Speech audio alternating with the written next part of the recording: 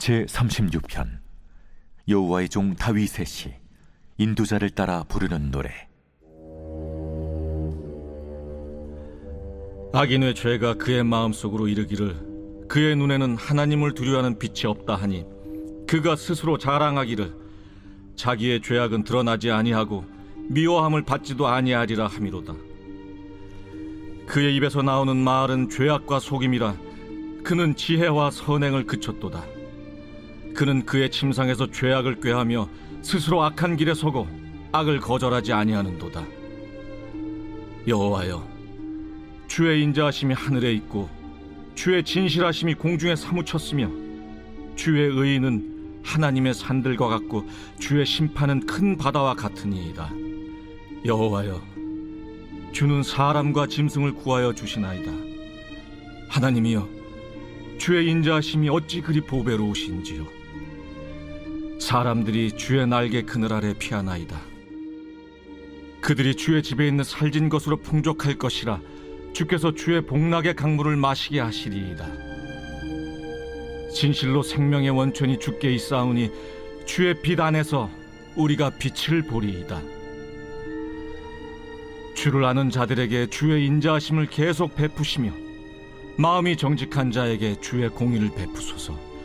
교만한 자의 발이 내게 이르지 못하게 하시며 악인들의 손이 나를 쫓아내지 못하게 하소서.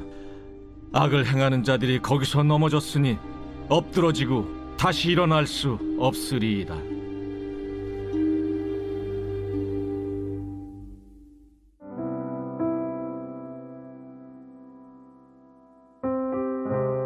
오늘 본문 시편 36편은 여호와의 종 다윗의 시입니다.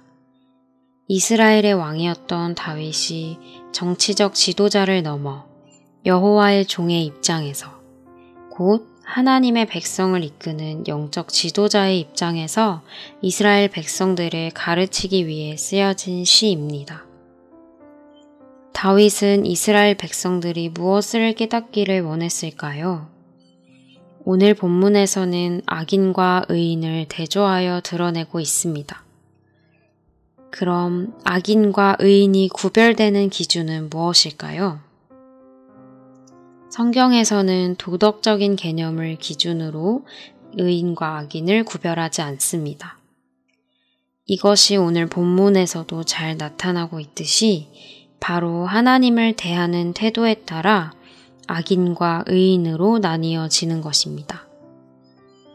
개역 한글 번역에서 1절은 이렇게 시작합니다. 악인의 죄열이 내 마음에 이르기를 그 목전에는 하나님을 두려워함이 없다 하니, 여기서 악인의 죄열이 내 마음에 이르렀다는 것은 다윗이 하나님을 통해 악인의 죄에 대해 깨닫게 되었다는 것을 의미합니다. 이 1절부터 이어지는 4절까지는 다윗이 깨달은 악인의 죄에 대한 그 내용을 기록하고 있습니다. 악인의 죄를 지칭할 때 사용된 단어는 히브리어 원어로 반역죄라는 뜻을 가지고 있는데요. 1절에서부터 우리는 하나님을 대적하는 것이 곧 악인의 특성이며 죄의 뿌리라는 것을 알 수 있습니다. 따라서 악한 일은 우리가 생각하는 살인이나 간음 혹은 폭력이나 도둑질만을 의미하지 않습니다. 그 모든 것은 하나님을 거부하는 마음에서 비롯되어 하나님을 따르지 않는 죄의 열매로서 나타나는 것이기도 합니다. 결국 궁극적으로 인간이 악인으로 규정되는 죄는 곧 하나님을 따르지 않는 마음이라는 것입니다. 이어지는 3절에서 악인의 두 번째 특징이 드러납니다. 그의 입에서 나오는 말은 죄악과 속임이라. 그는 지혜와 선행을 그쳤도다. 여기서 말하는 지혜는 잠언 9장 10절에서 그 의미를 찾을 수 있는데요. 여호와를 경외하는 것이 지혜의 근본이요 거룩하신 자를 아는 것이 명철이니라. 이처럼 성경에서 말하는 지혜는 여호와를 경외하는 것, 거룩하신 자를 아는 것을 말합니다. 성도에게 지혜, 곧 하나님을 안다는 것은 단순히 지식적인 것만을 말하지 않습니다. 하나님께서 우리의 경외의 대상임을 아는 것과 삶 속에서 그분을 사랑하는 것을 말합니다. 이와 반대로 악인에게는 여호와를 경외하는 마음, 거룩하신 자를 아는 마음이 부재하다는 것입니다. 또한 4절에서 악인은 침상에서 죄악을 꾀하며 스스로 악한 길에 서고 악을 거절하지 않는다고 말하고 있습니다. 성경에서 의인들에게 침상은 어떤 장소인가요? 시편 63편 6절을 보시면 내가 나의 침상에서 주를 기억하며 새벽에 주의 말씀을 작은 소리로 읊조릴 때에 하오리니 이처럼 의인에게 침상은 주를 기억하는 장소, 주를 묵상하고 생각하는 장소입니다. 즉 악인은 하나님과 교제할 수 있는 삶의 자리에서도 악을 꾀하고 있다는 것인데요. 삶에서 형성된 습관이, 그 패턴이 전혀 하나님을 바라보지 못하고 삶에 하나님께서 거하실 자리가 없다는 것을 이야기하고 있습니다. 오히려 악을 싫어하지 않고 스스로 악을 선택하며 하나님보다 악을 가까이 하고 있는 것이지요.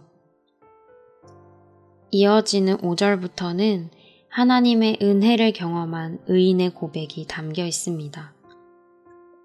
하나님을 경외하는 길을 걷는 의인은 주의 인자하심과 주의 진실하심을 고백합니다.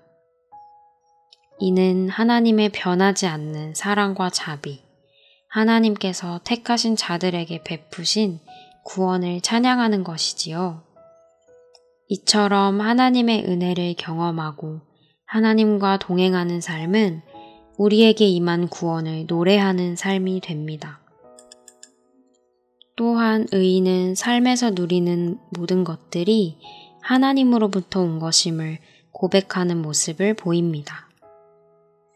이어지는 9절은 그리스도인의 본질적인 부분이 가장 잘 드러나 있는 부분이라고 생각하는데요. 진실로 생명의 원천이 주께 있사오니 주의 빛 안에서 우리가 빛을 보리이다. 바로 우리의 생명이 주께 속해 있다는 것을 고백하며 주의 빛 안에서 빛을 본다고 고백하는 것입니다. 여기서 빛은 생명의 빛을 의미합니다. 우리가 오직 주 안에 있을 때에 진정한 생명의 삶을 누릴 수 있다는 것이지요. 우리의 생명이 하나님께 달려있다는 고백은 매일 하나님 앞에서 싸워내는 삶으로 이어집니다. 이어지는 10절에서 11절은 하나님을 향한 의인의 간구입니다. 우리에게 정당한 기도는 하나님께 생명을 살려달라는 요구라는 것 기억하시나요? 오늘 본문의 저자는 그 정당한 기도를 잘 보여주고 있습니다. 그는 하나님께서 자신에게 인자하심을 계속해서 베풀어 주실 것과 악인들의 손으로 자신이 하나님을 떠나 방황하게 되지 않기를 요청하고 있습니다. 이 구절을 통해서 우리는 시편의 기자가 하나님을 떠나 하나님과 멀어지는 것을 가장 두렵게 여기고 있다는 것을 알 수 있습니다. 우리도 하나님과 멀어지는 것을 가장 두렵게 여기는 성도가 되기를 간절히 소원합니다. 마지막 12절에서는 악을 행하는 자들의 멸망을 경고하고 있습니다. 이는 악인들에게는 분명한 심판이 임할 것을 나타내고 있는 구절이지요. 악인이 다시 일어설 수 없을 것이라는 강력한 말로 우리에게 하나님을 대적하는 자리에서 떠나 하나님을 경외하는 자리로 돌아갈 것을 촉구하고 있습니다. 오늘 본문이 우리에게 구원에 이르게 하는 근심을 허락하기를 소망합니다. 나의 죄를 드러내는 말씀을 마주할 때 우리의 혼과 영과 관절과 골수를 쪼개는 것 같은 아픔을 경험하시지요? 저 또한 제가 악인임을 고백할 수밖에 없는 이 말씀 앞에서 말씀을 묵상하는 것이 어려울 정도로 이 시간을 준비하는 과정이 아프고 힘들었습니다. 제 삶에 철저히 하나님의 주권을 인정하는 회개가 필요하다는 것이겠지요. 결국 우리를 아프게 하는 말씀들은 우리를 구원으로 이끌 것입니다. 그렇기 때문에 아파도 감사를 고백할 수밖에 없는 것이죠. 오늘 말씀 앞에서 우리의 죄를 깨닫게 해주시기를 구하며 나아갑시다.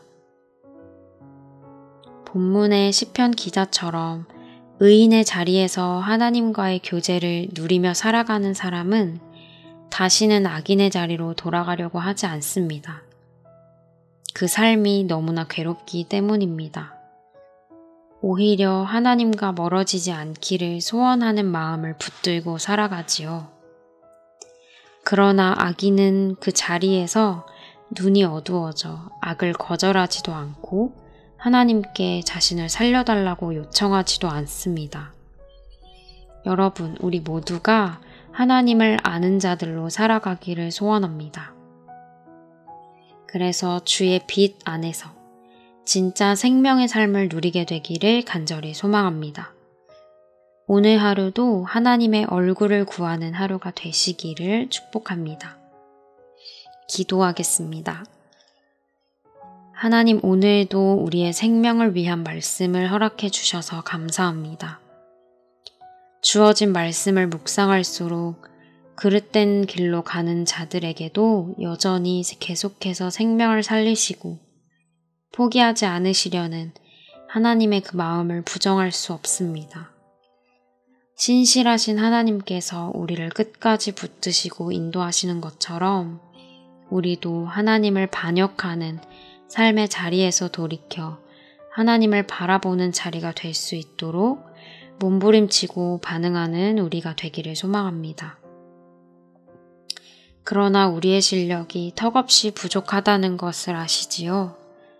오늘도 그런 우리에게 부어주시는 은혜를 경험하는 하루가 될 수 있도록 이끌어 주세요. 감사드리며 예수님의 이름으로 기도드립니다. 아멘.